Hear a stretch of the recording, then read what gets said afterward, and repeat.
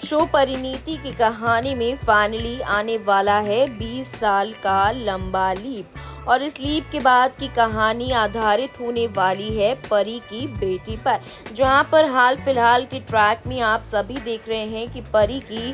Pregnancy का सच यहां पर रिवील हो चुका है। वहीं दूसरी तरफ आप सभी देखने वाले हैं कि किस तरह कहानी में आएगा एक बहुत बड़ा अपकमिंग ट्विस्ट, जहां पर अब परी की बेटी की ये नई कहानी यहां पर लेकर आएगी शो में एक बड़ा भूचाल, जहां पर कहानी में 20 साल का लंबा लीप आने वाला है और इस लीप के बाद की कहानी कहां पर यहाँ पर पूरी तरह से पलटती हुई नजर आने वाली है। किस तरीके से अब अपकमिंग ट्रैक में 20 साल का लीप आएगा और यहाँ पर अब एक नई जनरेशन की कहानी आप सभी को शुरू होती हुई नजर आएगी, यानी कि शो परिणीति में आने वाला है 20 साल का जनरेशन लीप और इस लीप के बाद की कहानी में परी की बेटी की कहानी को दर्शाने वाले हैं मेकर्स। लेकिन यहाँ पर अतीत के कैरेक्टर्स यानी कि परिणीति पार्ट 1 के कैरेक्टर्स की भी एंट्री हो सकती है,